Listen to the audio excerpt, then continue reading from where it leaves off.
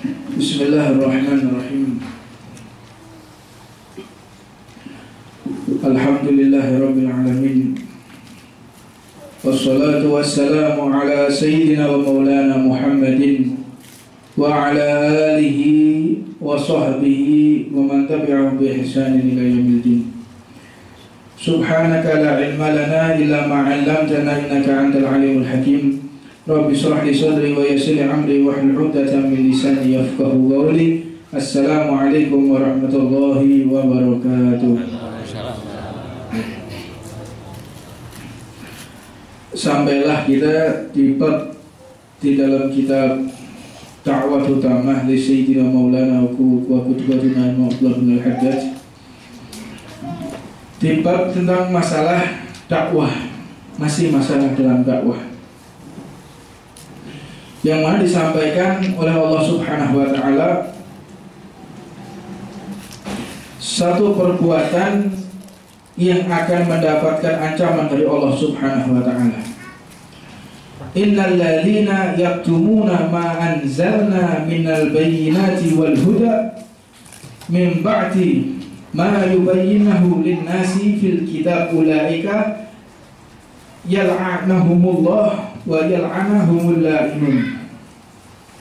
Allah Subhanahu wa Ta'ala ini benar-benar melaknat untuk siapa? Innal ladzina yaktumuna ma anzalna minal bayyinat, yaitu orang-orang yang telah diturunkan daripada Al-Quran, maka keterangan tersebut sangatlah jelas ketika diturunkan oleh Allah Subhanahu wa Ta'ala, dan merupakan ada satu petunjuk yang seseorang tersebut sudah tidak akan dia ragu-ragu dan tidak akan dia bingung apa maksud daripada Allah Subhanahu wa Ta'ala.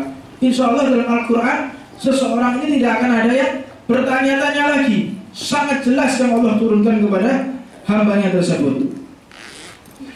Min ba'di ma bayannahu linnas fil kitab.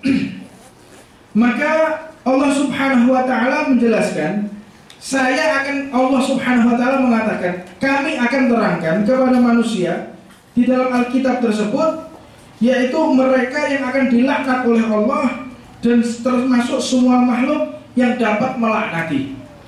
Jadi ada seseorang yang akan mendapatkan laknat, dan dia juga termasuk akan dilaknat oleh semua makhluk. Ini satu mengerikan ini. Jadi seluruh yang ada di samping-sampingnya itu menjadi malapetaka buat dia. Seluruh daripada orang-orang yang ada di kehidupan yang ada di sekelilingnya itu akan menjadi malapetaka buat dia. Apa sebab? Seluruh daripada yang diciptakan oleh Allah akan ikut serta melaknat. Di sini disebutkan innal ladzina yaktumuna ma anzalallahu minal kitab wa yastaruna bihi tamanan qalila ulaika ma ya'kuluna fi butunihim ila nar. A'udzubillahi min dzalik. Di sini Allah Subhanahu wa Ta'ala mengatakan, sesungguhnya innal ladzina yaktumuna man anzalallahu minal kitab, orang yang menyembunyikan apa yang telah Allah turunkan. Jadi ada hukum mengatakan ini hukumnya di mana, Ustaz? Orang yang berzina, orang yang selingkuh, di mana Habib hukumnya? Harus dirajam. Rajam itu bagaimana? Orang dirajam itu diikat. Setelah diikat dia ditanam di dalam tanah. Tinggal kepalanya aja, fi riwayat diikat di dalam tiang, lalu dilempari batu sampai mati. Maka ini merupakan satu kewajiban seorang yang mengerti agama menyampaikan hal ini, dan dia juga harus tegas untuk menyampaikan hal ini. Maka ada satu ancaman dari Allah Subhanahu wa Ta'ala, orang-orang tersebut akan dilaknat. Orang-orang yang memiliki ilmu, orang yang memiliki hikmah akan dilaknat oleh Allah apabila menyembunyikan atau dia merasa takut apapun yang harus disampaikan. Wah, ini enggak, kalau saya menyampaikan ini khawatir saya enggak diundang lagi nanti. Saya kalau menyampaikan ini khawatir nanti lari semua jamaah saya. Nanti kalau saya nyampaikan begini akan dimusuhi oleh pemerintahan. Tidak ada urusan. Allah Subhanahu wa Ta'ala menyampaikan ini, kita sampaikan. Maka jika ada suatu orang yang menyembunyikan, daripada sesuatu yang disyariatkan oleh Allah Subhanahu wa taala, maka dia akan dilaknat oleh Allah dan sekelilingnya akan ikut daripada melaknat dia. Naudzubillah min dzalik. Thamanan qalila ulaika ma ya'kulu fi butunihim ila nar. Dan mereka kadang-kadang ini menyembunyikan untuk lil maslahah. Jadi sebagian ulama ini ada satu penyakit. Ada satu penyakit. Para penceramah, para dai ini khawatir kehilangan jamaah. Ini penyakit zaman sekarang. Khawatir kalau masanya dia, khawatir kalau santri-santrinya berpindah ke orang lain, sehingga dia akan turun kedudukannya di hadapan masyarakat. Ini penyakit ini. Apa sebab? Sehingga dia memilah-milah daripada apa yang dia sampaikan. Khawatir kalau saya sampaikan A, saya sampaikan B, jamaah saya nanti akan lari. Nanti saya tidak akan mendapatkan simpatik dari seseorang. Saya nanti tidak akan mendapatkan popularitas yang tinggi nanti. Bagaimana? Ya saya akan menyembunyikan daripada hukum-hukum Allah, dan saya akan berikan hukum-hukum sehingga mereka cinta kepada saya. Jadi menyampaikan masalah, menyampaikan ceramah tujuannya agar orang cinta kepada dia, bukan cinta kepada Allah Subhanahu wa taala. Ini zaman sekarang banyak seperti itu. Jadi ketika mereka berbicara, khawatir, jangan sampai saya ini banyak mengatakan orang yang minuman keras nanti pada tersinggung, seseorang yang meminum minuman keras tersebut. Para penjual minuman keras akan tersinggung nanti. Jadi nggak boleh saya mengatakan ini. Nanti khawatir saya akan kehilangan jamaah. Ini merupakan orang-orang yang akan dilaknat oleh Allah Subhanahu wa taala. Berhati-hati terhadap orang-orang yang demikian. Dan bahkan orang-orang yang seperti ini paling khawatir kehilangan jamaah, sehingga dia akan mempropaganda dan akan menggunakan daripada segala cara untuk menjatuhkan orang lain. Ini banyak zaman sekarang kayak begitu. Bahkan ada satu kata-kata mengatakan, paling buruknya seseorang, orang yang paling buruk di muka bumi ini, yaitu adalah orang yang merendahkan orang lain dan mengangkat dirinya, menjelekkan orang lain, membanggakan dirinya, memburukkan orang lain dan mengangkat daripada makomnya dia, kedudukannya dia di hadapan manusia. Naudzubillah min dzalik. Maka orang seperti ini dikatakan fi butunihim ilan nar, seperti dia memasukkan api neraka ke dalam perutnya. Orang-orang yang demikian. Jadi kalau ceramah yang enak-enak, ceramah itu jangan yang keras-keras, ceramah itu jangan yang tegas-tegas, jangan. Nanti jamaahmu pada lari semua. Nanti jamaahmu nggak ada yang suka mendengarkan ceramahmu, jangan. Yang enak-enak, yang membuat orang bahagia. Nah, ini merupakan orang-orang yang berceramah bertendensi untuk dicintai manusia, bukan untuk berupaya dicintai oleh Allah Subhanahu wa taala. Maka a'udzubillah min dzalik, orang-orang yang demikian, maka mereka seperti memakan perutnya memakan daripada api neraka Allah Subhanahu wa taala. Fama asbarahum 'ala nar. Maka dikatakan juga, maka ditantang oleh Allah. Fama asbarahum 'ala nar. Sungguh berani mereka ini kepada nerakanya Allah Subhanahu wa taala. Mereka berani ya sama saya, nantang ya sama saya, sehingga mereka menggunakan agama, mereka menggunakan bahan ceramahnya untuk mencari simpatik seseorang, menggunakan ayat Allah untuk mencari massa, menggunakan hadis Rasulullah untuk mencari harta, menggadaikan daripada agama Allah Subhanahu wa taala. Maka naudzubillah min dzalik, maka Allah Subhanahu wa taala terhadap orang-orang tersebut mengadakan perjanjian dengan orang-orang yang diberi ilmu oleh Allah, orang-orang yang diberi di hatinya ada hikmah, orang ada ilmu di hatinya, maka Allah Subhanahu wa taala memberi penjelasan terhadap mereka. Orang yang berdakwah, ini babnya bab dakwah. Orang yang berdakwah di jalan Allah, yang di hatinya ada ilmu, di hatinya ada hikmah, maka Allah Subhanahu wa taala memberikan perjanjian kepada mereka. Wa id ahadallahu mitsaqal ladzi utul kitab la tubayyinahu lin-nasi wa la takmununahu fanabaduhu wa ra'aduhu rarihim. Maka dikatakan oleh Allah Subhanahu wa taala, wa ra'aduhu rihim wastarau bihi thamanan qalila fa bi'sa ma yastarun. Oleh Allah Subhanahu wa taala dikatakan, orang-orang seperti ini adalah orang-orang yang telah mengambil janji kepada Allah Subhanahu wa taala dan untuk menjelaskan, menerangkan daripada isi kitab. Orang kalau sudah pakai surban, orang kalau sudah punya majelis taklim, orang kalau sudah punya ilmu, maka haram lisannya tidak mengatakan sesuatu yang hak di jalan Allah Subhanahu wa Ta'ala. Ini Allah membuat perjanjian kepada kita. Kalau memang engkau tidak sanggup, jangan berdakwah. Kalau memang engkau tidak sanggup untuk mengatakan sesuatu yang hak, maka janganlah sekali-kali kita menyembunyikan hukum Allah. Ini kalau ada orang datang ke rumah saya, ini ada orang sudah menceraikan istrinya 3 kali, yang datang pejabat. Yang datang pejabat, dia memiliki kekuasaan, dia memiliki kedudukan, tanya, ini saya sudah menceraikan istri saya 3 kali, bagaimana hukumnya? Sebab saya lihat-lihat ini Habib ini bisa diajak ngobrol ini. Mungkin ada atau tidak, dengan cara bukan langsung dirujuk begitu nikah lagi. Karena hukum daripada talak qat'i, talak yang sudah 3 kali, itu wajib dinikahi oleh orang lain istrinya. Jadi istrinya harus dinikahi orang lain, bukan cuma dinikahi tetapi harus ditiduri.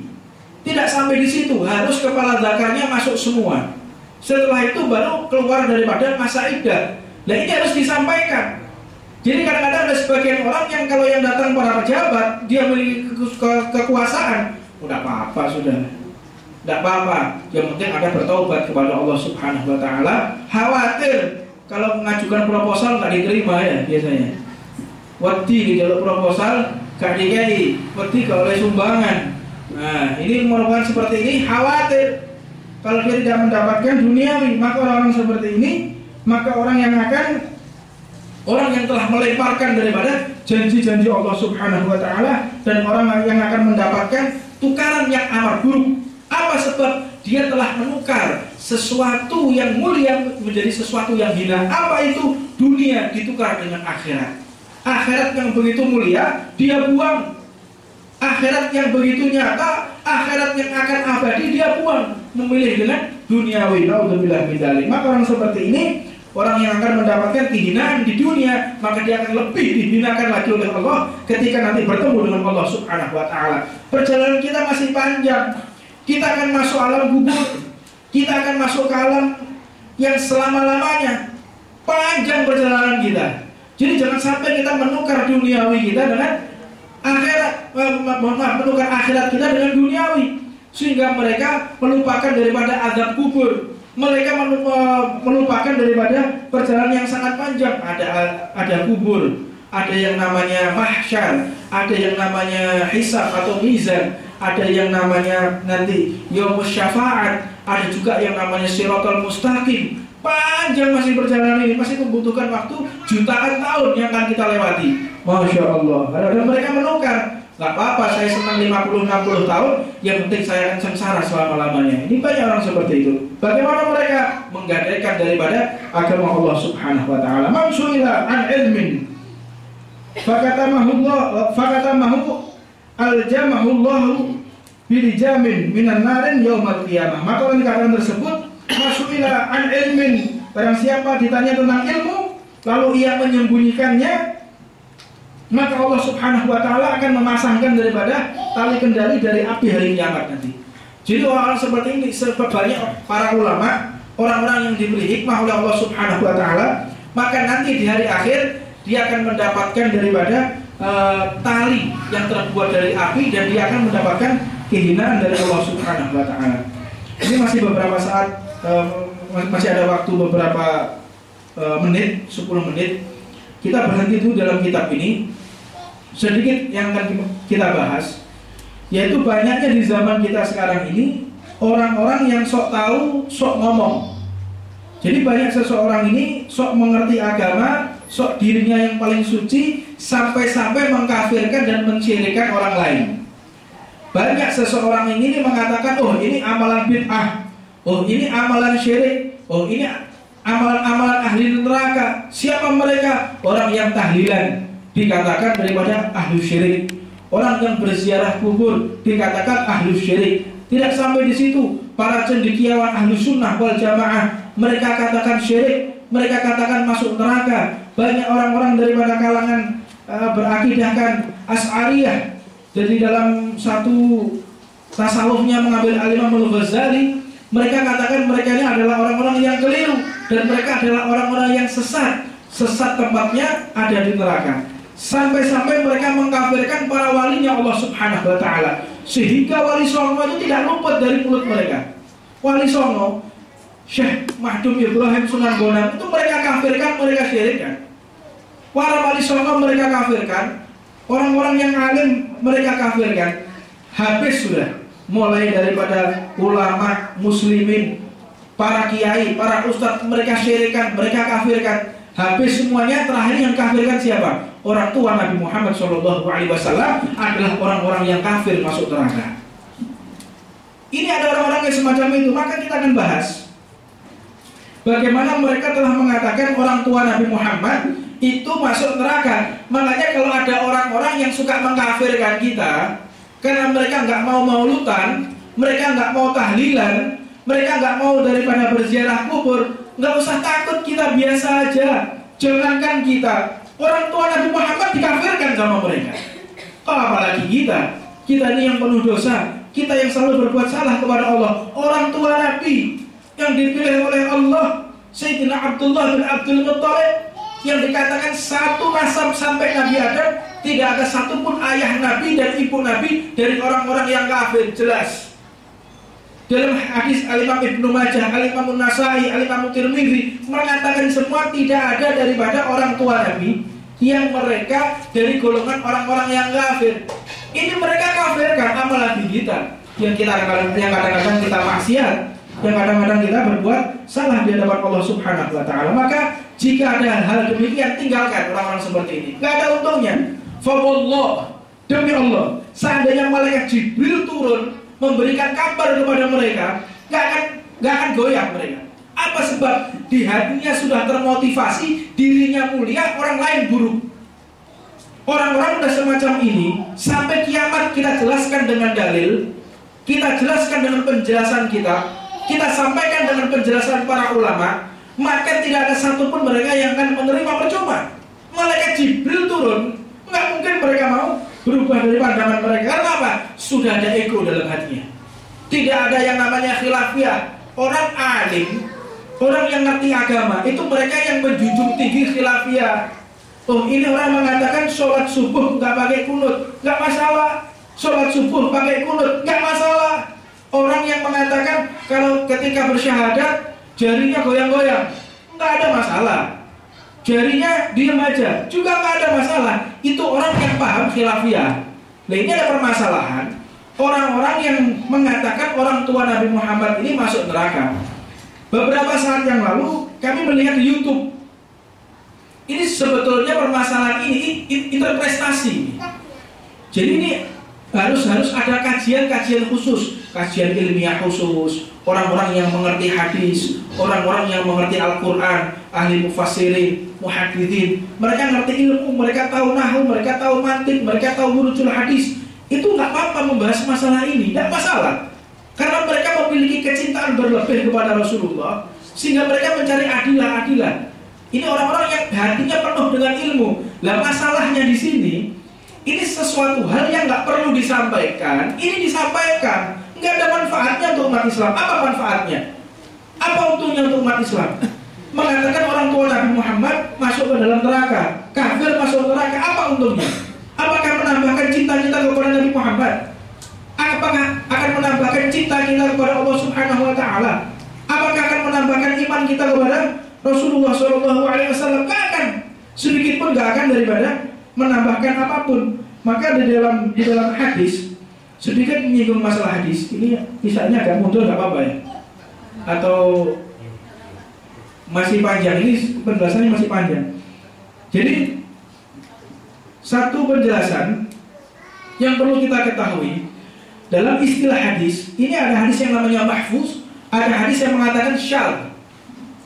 Di dalam hadis ini, apabila ada dalam satu cerita hadis, di situ ada hadis serupa.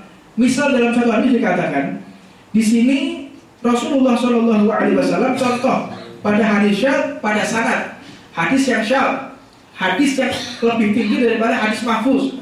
Apa dikatakan di situ? Bahwasanya ketika Rasulullah ambil salah satu contoh, ketika Rasulullah SAW beliau ini berwudu. Ketika beliau berwudu, maka beliau ini melangsungkan daripada telinganya Jadi setelah mengusap daripada wajahnya beliau, langsung ke telinganya begini. Pada hadis yang syadz, hadis yang lebih tinggi daripada pada hadis mahfuz yang lebih tinggi daripada hadis syadz, dikatakan di situ Nabi Muhammad ini terpisah antara wajah dan telinga. Maka dikatakan jumhur ulama membuat jika demikian maka sebaiknya dipisah. Walaupun hadis ini sama-sama sahih, tetapi ketika periwayat perawi daripada hadis tersebut ini berbeda, lebih matang, hifdzon, aktsar hifdzon, daripada lebih daripada hafalannya lebih bagus daripada perawinya, hafalannya lebih tinggi daripada perawi yang dikatakan satu matan hadis yang sama, maka dikatakan di situ ini lebih baik kita ambil yang lebih kuat walaupun sama-sama sahihnya. Tolong ini dicekeli dia nih. Coba cerita. Cekeli Mas ini. Butuh konsentrasi oleh ini. Maka dikatakan di situ kita benar-benar daripada harus mengerti daripada jenis hadis ini. Mana hadis yang mahfuz dan mana hadis yang syadz. Satu matan sama, satu kejadian sama, tetapi perawinya berbeda, maka akan menentukan daripada hadis tersebut. Semakin bagus perawinya akan semakin tinggi daripada kedudukan hadis tersebut. Maka ada seseorang yang ditanya, seseorang ini ditanya, bagaimana hadis yang dikatakan oleh Al-Imam Sahih Muslim, oleh Imam Muslim di dalam sahihnya, di situ dikatakan seseorang ini hadir dan bertanya kepada Rasulullah, "Ya Rasulullah, aina abi?" "Ya Rasulullah, di mana orang tuaku?" Dijawab, "Abu kafinnar." Orang tuamu ada di neraka. Maka orang tadi mengatakan lagi, "Ya Rasulullah, kalau orang tuaku di neraka, walaupun aku orang-orang yang soleh, sekarang aku mau tanya, wa aina abu? Dan di mana abuka? Lalu di mana orang tuamu?" Dijawab oleh Rasulullah SAW, "Wa abi finnar. Inna abi wa abuka finnar." Sesungguhnya orang tuaku dan orang tuamu ada di neraka. Maka orang ini berhenti sampai di sini, sehingga mereka memvonis orang tua Nabi Muhammad SAW itu ada di neraka, sehingga mereka tidak melihat daripada hadis-hadis yang lain. Karena dalam hadis ini dikatakan hadis syadz, hadis yang bisa ditandingi dengan hadis yang lain. Maka yang pertama, jika seseorang mengatakan orang tua Nabi ada di neraka dan masuk ke dalam di dalam neraka, orang Nabi kafir dan masuk di dalam neraka, ini orang-orang yang mulutnya lancang, yang tidak ada sopan santun kepada Rasulullah SAW. Walaupun kita punya teman, misalnya kita punya teman, dia masuk ke dalam Muslim, dia masuk Islam. Ketika dia masuk Islam, ditanya, "Kira-kira orang tuaku di mana ya?" Kita tega atau enggak jawab, "Orang tuamu kafir masuk neraka." Kita tega atau enggak jawab seperti itu? Enggak tega kita. Ada orang masuk Islam, orang tuanya mati dalam keadaan kafir, lalu kita sembrono mengatakan orang tuamu kafir masuk neraka. Berani kita ngomong seperti itu? Enggak sopan, enggak layak. Lalu bagaimana ketika ucapan ini ditujukan untuk Rasulullah SAW? Enggak boleh. Seseorang lancang-lancang mengatakan orang tua Nabi masuk ke dalam neraka. Ini sebagian orang ini ngawur, sehingga diupload di YouTube, diupload di Twitter. Maka kita harus sampaikan juga kepada mereka, jangan sekali-kali membahas masalah ini, interpretasi, kajian khusus. Ini nggak boleh kita sampaikan. Kalau ada pertanyaan, dihindari. Makanya dalam ilmu itu kita diajarkan tasqiyah. Yang kami jawab tadi di dalam yang pertama, dakwah tammah, itu bukan berarti kita harus mengatakan sesuatu yang hak. Oh, ini jawabannya ini, saya jawab ini, tidak. Tetapi kita juga harus berpikir dampaknya ini bagaimana. Ada orang-orang yang lagi meminum minuman keras. Kita lagi membaca masalah bab minuman keras. Itu disarankan oleh orang tua kita, oleh guru-guru kita, dilewati masalah minuman keras ini. Lanjutkan di bab masalah taubat. Jadi memang di dalam buku ini lembar berikutnya membahas tentang masalah minuman keras. Ketika membahas masalah minuman keras, kita nggak boleh bahas masalah minuman keras, bahas tentang masalah orang ini untuk bertaubat kepada Allah Subhanahu wa taala, sehingga dia tertarik untuk bertaubat, sehingga dia masuk ke dalam ridhonya Allah Subhanahu wa taala. Jangan kalau sudah orang minuman keras, itu minuman keras haram, kamu akan dilaknat, yang menjualnya pasti akan dilaknat, yang mengantarkan juga akan dilaknat. Kayak seperti itu dakwah Rasulullah SAW. Dakwah yang benar-benar halus, yang bisa diterima oleh semua masyarakat. Tetapi yang saya sampaikan di awal tadi, jangan sampai kita mengambil kesempatan untuk diri kita, itu maksudnya. Jangan sampai kita nggak membacakan sesuatu yang hak, tetapi tujuannya bukan untuk meraih daripada ridho seseorang agar dia masuk ke dalam ridhonya Allah Subhanahu wa taala. Jadi untuk daripada mengangkat dirinya sendiri. Insyaallah paham yang saya sampaikan. Maka dikatakan di situ, ini banyak seseorang yang mengatakan, ya Rasulullah, dalam Sahih Muslim dikatakan, ya Rasulullah, aina abi? Ya Rasulullah, di mana daripada orang tuaku? Kemudian orang ini bertanya lagi kepada Rasulullah, ya Rasulullah, kalau ayahku di neraka, lalu di mana daripada ayahmu? Maka dijawab oleh mereka, dijawab oleh Rasulullah, bahwasannya orang tuaku ada di neraka. Pertanyaan ini mengatakan, inna abi wa abuka finnar, sesungguhnya orang tuaku dan orang tuamu ada di neraka. Ini merupakan hadis syadz, hadis yang seharusnya tidak usah kita sampaikan. Jadi hadis yang akan mencederai efek dampak daripada hadis ini tidak bisa dikonsumsi oleh orang-orang umum. Orang umum mengatakan orang tua Nabi masuk neraka, kafir masuk neraka. Kira-kira bagaimana orang umum melihat hal seperti ini? Kaget mereka pasti. Karena kita mulai kecil sampai sekarang dididik, orang tua Nabi itu memang tidak sempat bersyahadat kepada Rasulullah, tetapi mereka adalah ahlu fatrah. Apa itu ahlu fatrah? Masa kekosongan nubuwah, masa kekosongan kenabian. Maka mereka tidak akan dihisab oleh Allah Subhanahu wa taala dan mereka langsung masuk ke dalam surganya Allah Subhanahu wa taala. Lalu ketika kita menjawab, orang-orang yang mengatakan sudah terlanjur mereka membuka front di YouTube, mereka sembarangan mengupload di YouTube tanpa mereka pikir panjang, maka kita akan menjawab juga apa yang mereka sampaikan. Jawabannya, jika orang mengatakan orang tua Nabi Muhammad SAW ada di neraka, maka kita berpedoman oleh Al-Imam Suyuti, yaitu ulama ahlu sunnah wal jamaah, yang mana hadis ini hadis sahih segi sanad, tapi daripada segi matan syadz menurut Al-Imam Suyuti. Kenapa dikatakan syadz? Karena ada hadis sejenis yang menandingi, saya sampaikan dari awal tadi, yaitu hadis dari yang diriwayatkan Al-Imam Ibnu Majah, hadis yang diriwayatkan oleh Al-Imam Tirmidzi, hadis yang diriwayatkan oleh An-Nasai. Dikatakan oleh beliau-beliau, tiga riwayat yang lain ini, kata-kata inna abi wa abuka finnar ini tidak ada.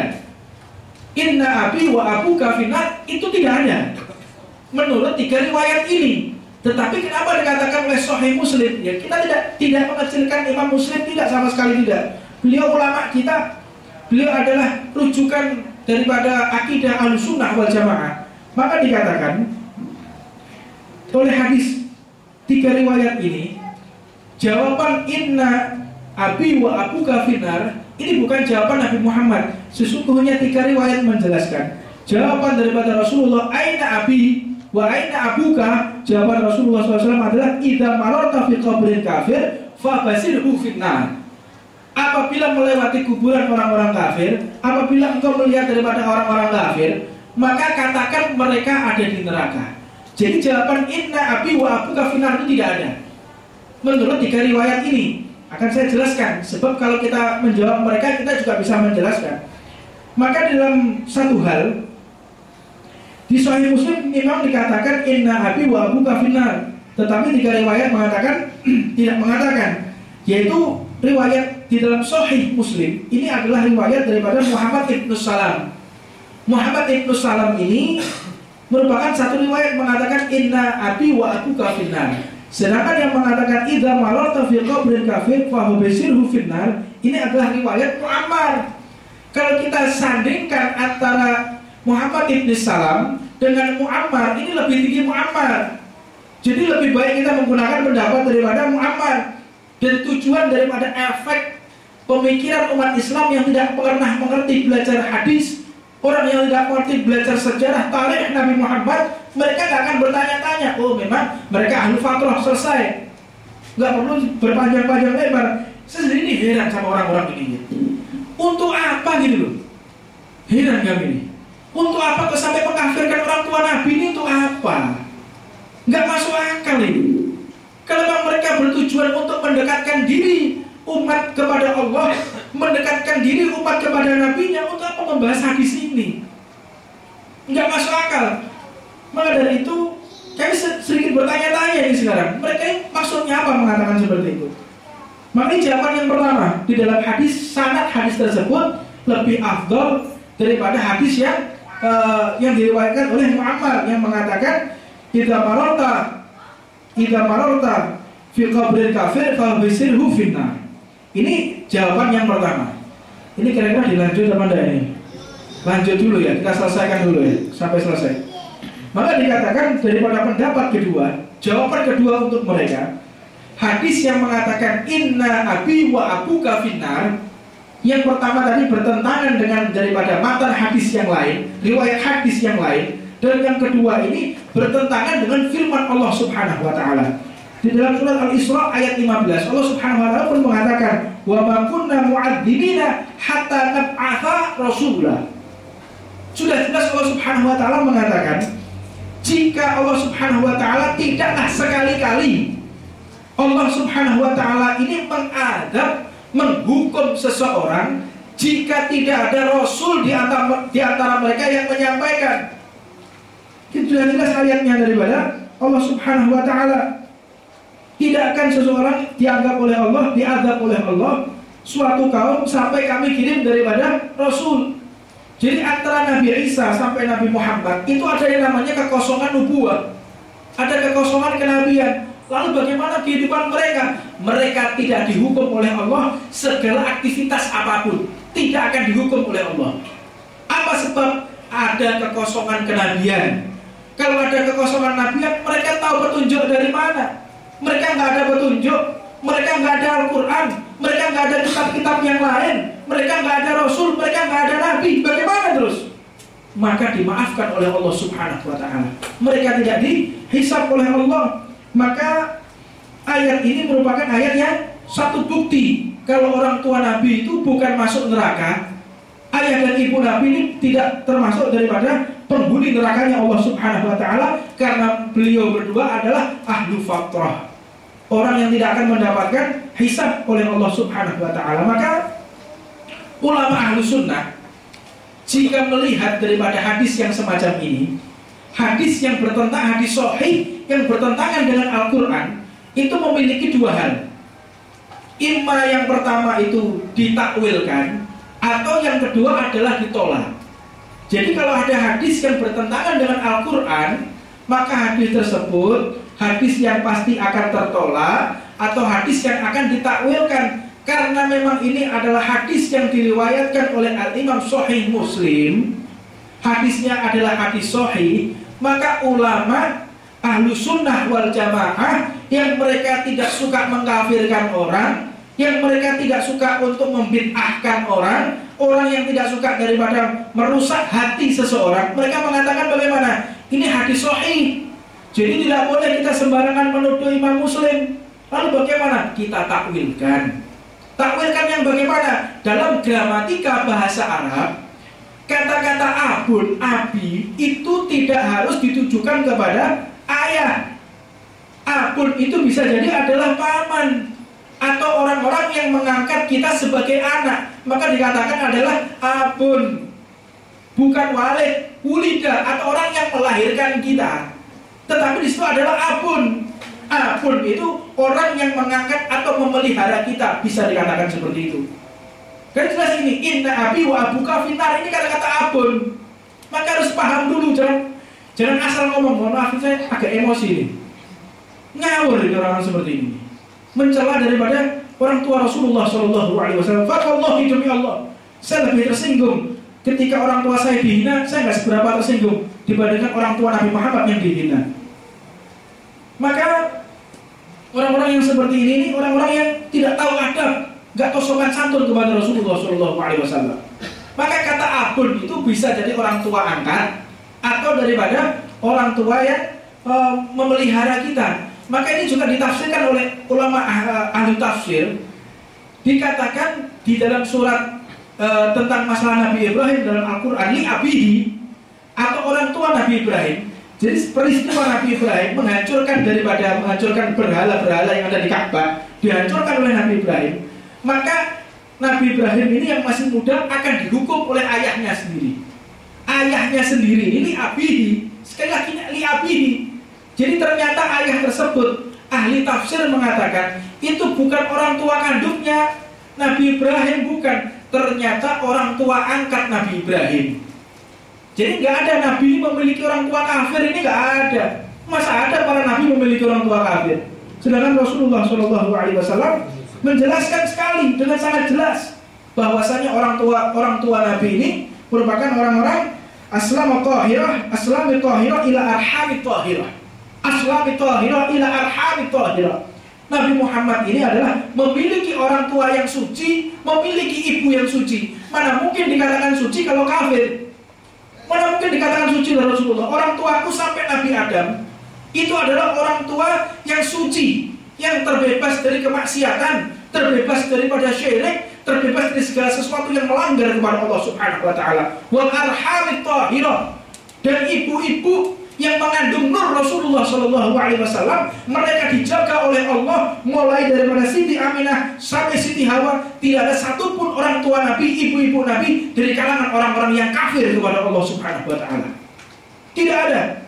Maka jika seseorang mengatakan orang tua Nabi, ayah ibu Nabi kafir masuk neraka, ini orang-orang yang memang tidak tahu adab kepada Rasulullah SAW. Maka kita harus bangkit. Kita harus belajar. Jangan mau kita dibodohi oleh orang-orang yang punya titel doktor, profesor, doktor, tapi lancang mulutnya kepada Rasulullah SAW. Tidak perlu kita menyampaikan hal-hal yang demikian. Sampaikan sesuatu yang bisa mendekatkan kita kepada Allah Subhanahu wa taala. Karena dalam hadis banyak riwayat yang lain menjelaskan bagaimana peristiwa kelahiran Rasulullah SAW. Sayyidatina Aminah tersingkapkan tirai-tirai ghaib, sehingga dikatakan satu riwayat hadis mengatakan satu riwayat hadis mengatakan oleh Al-Imam, kami sebutkan referensinya lupa kami. Di sini dikatakan Sayyidatina Aminah mendapatkan daripada satu pembuka tirai ghaib, dibuka oleh Allah Subhanahu wa taala sehingga bertemu dengan alam arwah. Didatangi oleh Sayyidina Siti Hawa, didatangi oleh Sayyidina Masyidah binti Imran, didatangi oleh Sayyidatina Maryam. Maka satu hal yang luar biasa yang dialami oleh Sayyidatina Aminah. Maka kalau kita katakan tanah mana yang paling mulia di muka bumi ini, yaitu tanah yang digunakan menyemayamkan jasad Rasulullah SAW. Lebih afdol daripada Ka'bah, lebih afdol daripada tanah manapun, yaitu tanah yang digunakan menyemayamkan daripada jasad terakhir Rasulullah SAW. Jika tanah saja bisa mulia, lalu bagaimana ibunda yang mengandung tubuh Nabi Muhammad SAW? Maka di situ kita perlu belajar ilmu, tapi jangan melupakan akhlak. Banyak seseorang ini belajar ilmu, tetapi mereka melupakan akhlak, sehingga ketika berbicara tidak memikirkan perasaan orang lain. Ketika berbicara, cuma dia mengambil daripada sesuatu yang sesuai dengan hawa nafsunya. Makanya Al-Imam Sayyidina Syekh Abdul Qadir Jailani mengatakan penting yang namanya tazkiyatun nufus. Penting seseorang itu ketika memiliki ilmu, dia itu mengedepankan akhlak, menyampaikan daripada hawa nafsu. Mudah-mudahan Allah Subhanahu wa taala menjaga lisan kita, lisan yang selalu menjaga perasaan Rasulullah SAW, lisan yang selalu menjaga daripada hati umat Nabi Muhammad SAW. Rabbana atina fid dunya hasanah wa fil akhirati hasanah wa qina adzabannar wa 'ala man wasiyyihi wa muslimin fi al-akhirati Nabi Muhammad sallallahu alaihi wasallam. Al-Fatihah.